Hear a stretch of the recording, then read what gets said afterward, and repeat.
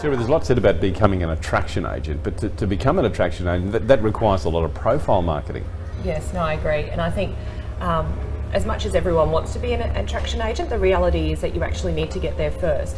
So I think, the first thing you need to do is actually just build up that, I guess, that profile by hard work and by creating, raving mad fans. And then once you've got raving mad fans and they start to give you referrals and then it all starts to come together, and then you start to make money so that you can actually, post on the internet and those sorts of things. So is it like building blocks? You just start with one, you make the best thing, you do the best you can with that, then you build on it? Yes, and I think people look at, what they want to do in a year. I don't look at it that way. I'm actually very focused on 3 months, and I use each individual property, I guess, as you talk about, as a block to actually get to the next step, to get to the next step, to get to the next step. So it is very, very specific. You work in an office that's got some pretty high-profile operators. In fact, some of the best high-profile operators in Brisbane or Queensland, maybe even Australia, who knows? But how do you stand out in that environment? Why would someone come to your office and list with you? Yeah, you are right. I do work in a remarkable office. And if I may, that's probably one of the reasons why I want to work there, because I actually want to be in an environment where people want to be the best at their craft, and we all want to have that high-performance mentality. I am truly blessed to work in that environment. But I suppose at the end of the day, if I'm coming up against somebody else high profile in my office, quite often what we'll do, rather than fight each other for it, we'll actually just join forces and we'll go for it ourselves. So I think our office has a very different atmosphere to most other real estate agencies, where we're not actually fighting each other. We actually do genuinely want the best for each other. Sherrie, how important has social media been to you in building your profile? Well, that's really been a foundation, I suppose, to my business. So I get at least a lead a day from Facebook. Now, some of them may not be my preferred leads, but the reality is that if I'm not able to work it, I might be able to refer it to somebody else in my office or another agency. So I think it is absolutely fantastic. Yeah, and of course video's given us that opportunity to actually show a lot more personality in what we do. Do you use that in your communication? Yeah, look, I do. I love video, and I do see the relevance, and I do very strongly believe in video. So as soon as I list a property, I literally do the 30-second, hold my phone up or my iPad up. And it's really funny, people love those videos. The professional ones, I always get a couple of likes, but I get lots of shares for these 30-second videos that I do. And it's really funny, I literally stand up there, I do one take, and I'm back in the car and I'm kind of running off. Sure. But the amount of people that might call me up and say, oh, Sherrie, I don't know if you realise, but you said and there a few times, or, so people are actually really watching. Critiquing you. Yeah, that's right. And I think that's kind of great. But, I'll run into somebody in the street and they'll sort of say to me, hi Sherrie, how you going? I'm like, great, I haven't seen you in ages. And they say, well, I feel like I see you all the time because I watch your videos. So I know that they're actually being used. One of the properties that I sold earlier this year, the video was actually shared and I got an offer from somebody else's database, I suppose, on Facebook, which is powerful. You use video also for seller feedback, don't you? Yes, I do. So as soon as I finish an open home, I do send a video to my buyers, but I also do send one to sellers as well, because then I'm in the car, they're dying to find out what happened at the open home, and I don't necessarily have a moment to give them a call at that time. Sometimes, I might need to call somebody hot back from an open home 1 or 2 before, but they know that I'm going to get back to them that day, but they've got an immediate response ready to go. Those videos you do for buyers who come to open homes, are they done for every individual buyer? Not every buyer, but obviously if somebody has come to a few of my open homes that day, they will actually be more specific, because it's clear that they're a qualified buyer who's ready to go now. And what do you say to them? I just generally thank them for their time and for coming through, and see if they have any further interest to give me a call, and letting them know when I'm going to be in contact furthermore. Have you got a script for that, or is that just done off the cuff? Well, we do it a lot, so I guess we've kind of become a little bit programmed, but no, it's done off the cuff.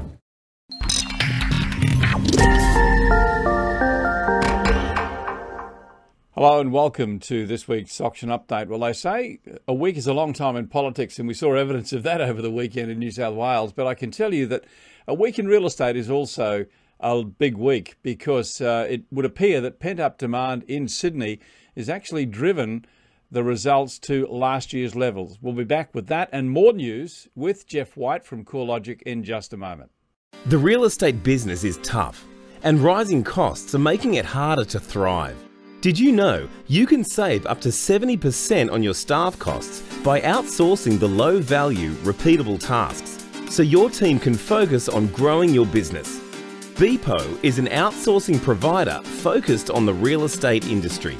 With an English-speaking, tertiary qualified and fully trained team in the Philippines, Beepo will give your business the boost it needs to start growing and returning value to you. We can look after all of your low-value, repetitive administration work from our fully secure office.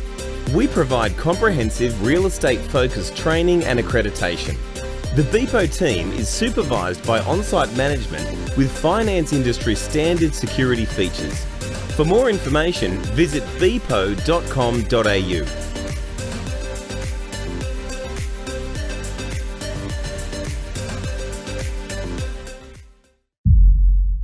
Hey Geoff, well, an interesting weekend in Sydney too, or New South Wales with the elections. Hello Geoff, how are you? Oh, very good, Kevin. Yeah. So the government returned, and as I said, you know, well, every week's a big week, but I think it was a bit of stumbling last week. But let's not get too political.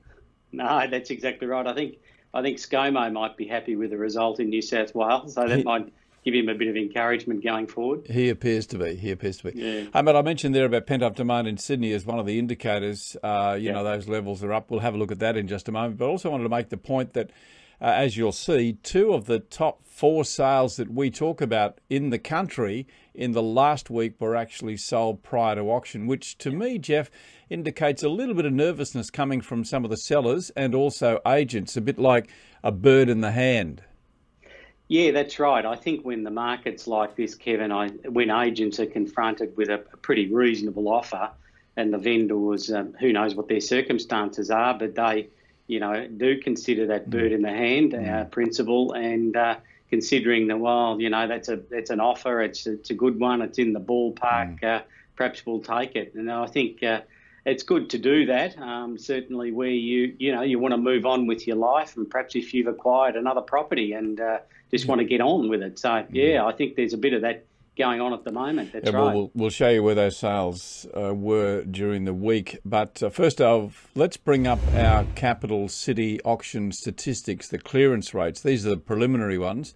And let's have a look at Sydney first up, because it's interesting that comparison between the clearance rates last year and this year, actually higher this year than they were last year. Yeah, that's right.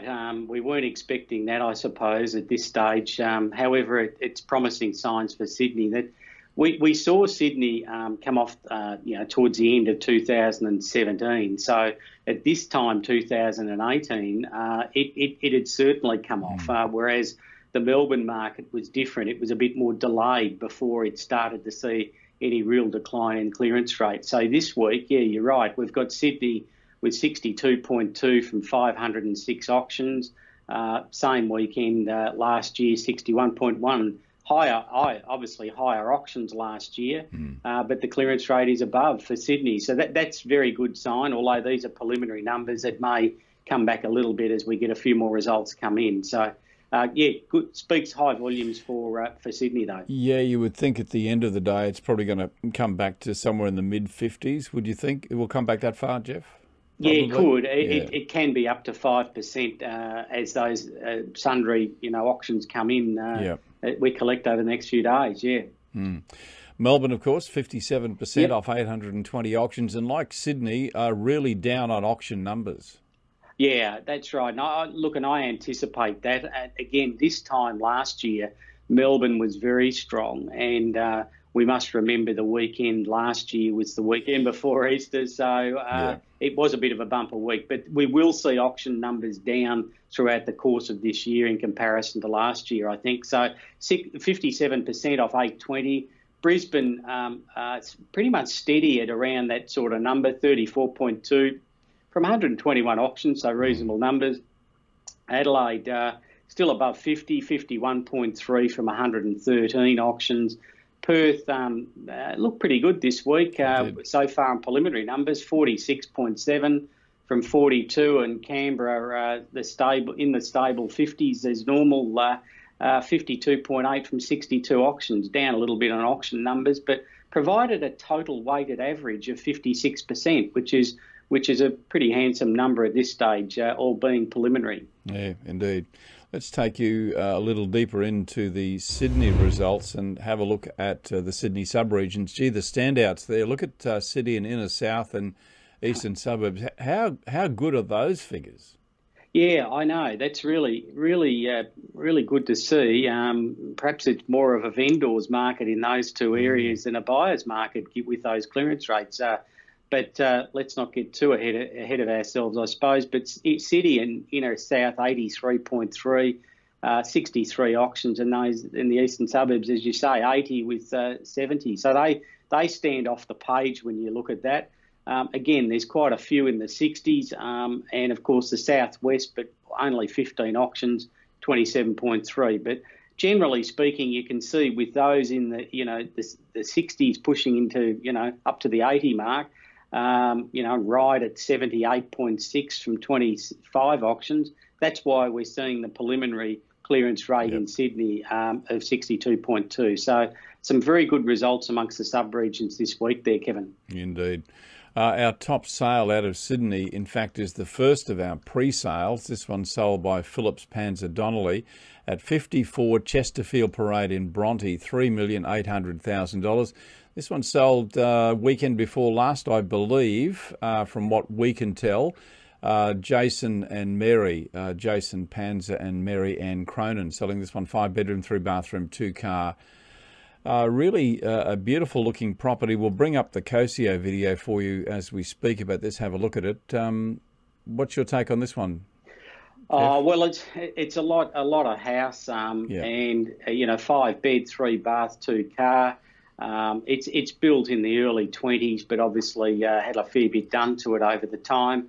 A particularly good property in a very good location, and has a mixture of the new and the old throughout, and a lot of timber and the pool out the back and all of those sorts of things. A very, very nice home indeed, and I would have expected it to be somewhere in this range, but it's it's got everything you'd really want, I guess, and the building area is not overly large, but it's got a lot of accommodation and well fitted and finished there, Kevin.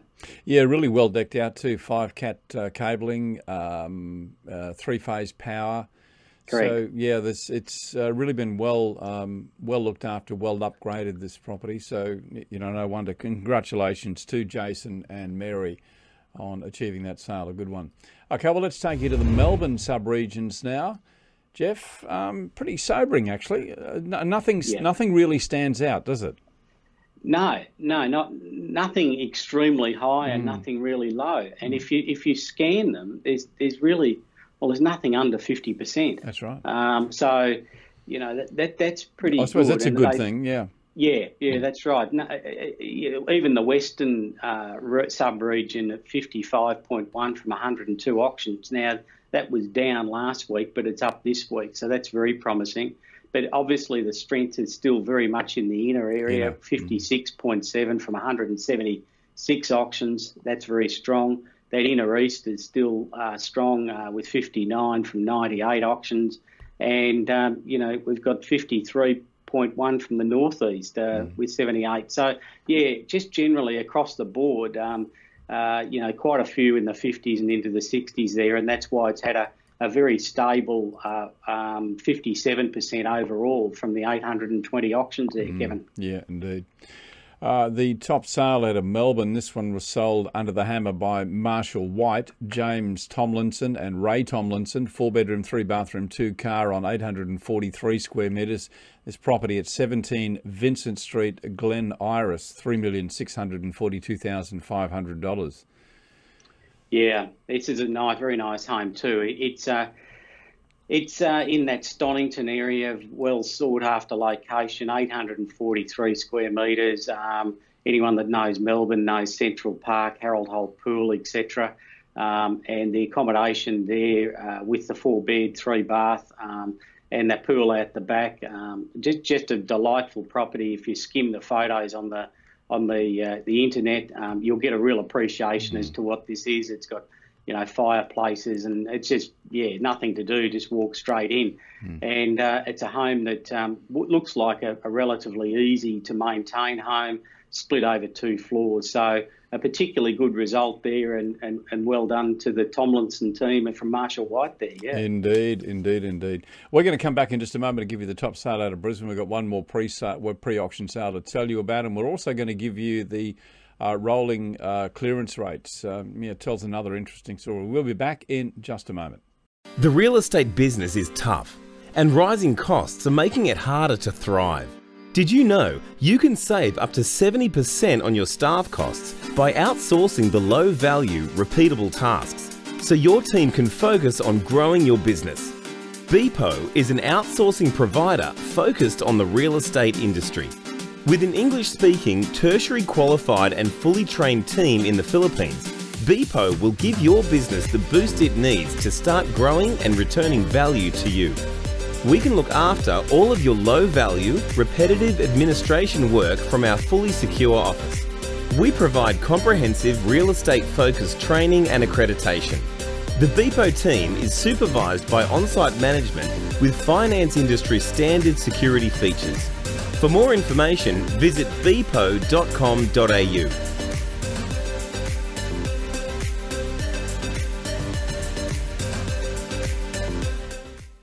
Welcome back to the show, and Geoff White is my guest, as he is every Monday and every Friday, with our auction updates from CoreLogic. Geoff, let's have a look at the top Brisbane sale. This one's sold by Brisbane Real Estate, Scott Edwards and Brian Webster. 5 bedrooms, 3 bathrooms, 2 car, 1,586 square metres. This one sold prior, $1,123,000 at 21 Octana Street in Chapel Hill. Oh, Utana. So not Octana. Yeah, that's right. Yes, a very sort of imposing sort of property when you look at it. The colonial style with the big verandas around it. A lot of house, you can see that, and the accommodation again, 5 bed, 3 bath, 2 car, offers a lot of accommodation there. Well presented. It's got some great features with the polished timber floors. And again, you could move straight in with this one. It may not be state of the art throughout, but a big home, well located, and a lot of accommodation. And what a terrific sort of house to be, sitting on that veranda out there. I'm just looking at the photo now and thinking that'd be very nice there, Kevin. It would be. It's almost like your own oasis with all the trees in the front of that property. So very well done to the guys there. Yeah, it's actually quite a stately home. Well, that's how I'd describe it. Stately is a good word there. Yes. Yeah, that's how I'd look at it. Okay, well, let's have a look at our top Adelaide sale. I just love this property. I mean, if you like to be by the beach, this one is absolutely sensational. A couple of the photos we're going to show you in our Cosio video now will indicate just what those sunsets, and the sunsets, of course, are just magnificent over the water. This one is in Tennyson, $1,885,000. Sotheby's selling this one.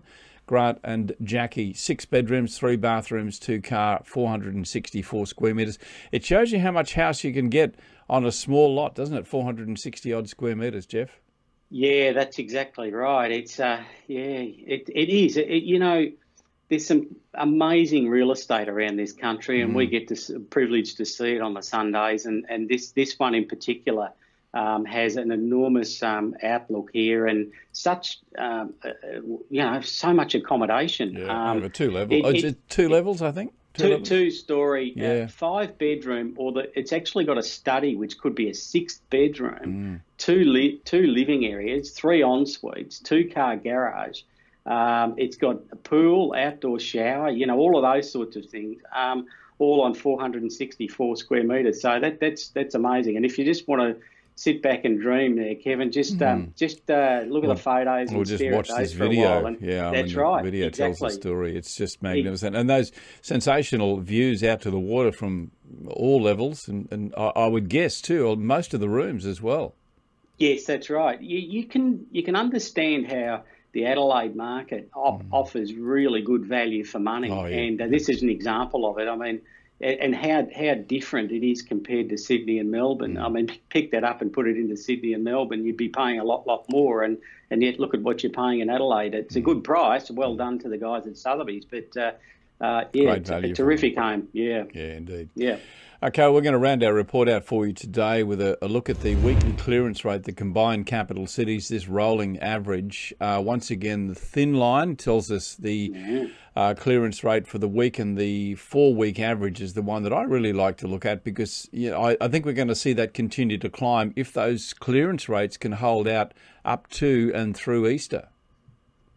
Yeah, that little thin line is actually very interesting. It's really spiked up, hasn't it? And that's based on what's been going on over the last week. But the thick line is the trend. So and it's still heading north. So we're starting to really see a pattern this year, and we'll watch that thicker line over the coming couple of weeks. But it's certainly showing some stability in the market, and we're saying that if we're staying above 50, and maybe if we can creep towards the weighted average of mid-50s, you could say that the market's starting to rebound from latter last year. I think it was the market was a bit shell-shocked, to be honest, late last year, and I think it's all sort of sorting itself out at the moment. So yes, it'll be an interesting one to watch that and see how the trend keeps going there, Kevin. Yeah, it's also interesting when you look back at this, because I love this graph, and I know I talk about it every week, but, we're held out for those 80% success rates. The weighted average 80% success rate really has only occurred a couple of times in this in this last decade, really. Yeah, if you draw a line across there, and you can see a lot of it's around the 60s, maybe mid 60s, and we're not far. We're sort of at almost centre half forward, about to kick that goal, and we're nearly in that range. So I think that's true, Kevin. I think we think the norm is much higher, like 70 to 80. Well, this graph shows that isn't the norm. We're probably at the bottom end of the norm at the moment, and we'll hopefully see around 60 or thereabouts as the year goes on. So it's a real watching game, and and I know you love this graph, so we're going to keep referring to it and looking at it, and then starting. So that's good. I like it too. It tells a great story. Hey Geoff, tremendous joining you every Monday, mate, with this reflection. We'll have a look on Friday at what's happening in the weeks ahead. We're going to watch with real interest as those auction numbers should start to build now as we head towards Easter, which, as I think you've identified in the past, is one of the weekends to watch, because there's a lot of demand comes forward around that time, Geoff. Yes, a lot of people think Easter's after Easter is almost the beginning of the winter type periods. Well, it's not in terms of seasons, but in the real estate market, it can be quite different, but up to Easter and then after Easter, in terms of supply and sometimes demand. So we'll watch those weeks either side of Easter and see how we go. So I'm predicting probably much more of the same at this stage. I don't think there's going to be dramatic change, and if we can hold the weighted average where we are now, you'd have to say that's a pretty good outcome. Yeah, we're about 3 weeks away from Easter. I think Easter Saturday is the 20th of April, so those numbers should start to build now, which will be really interesting to watch. So fingers crossed those clearance rates will keep climbing as well, Geoff. We'll watch that little worm work even higher. Yes, that'd be wonderful. Exactly. Good on you, my friend. Geoff White joins us every Monday for our auction wrap over the weekend. We bring you the full results of all the weekend's results, and also on Friday we'll have a look at what's coming up for the weekend ahead. Geoff White, look forward to talking to you on Friday, my friend. Thank you. Thanks, Kevin. All the very best.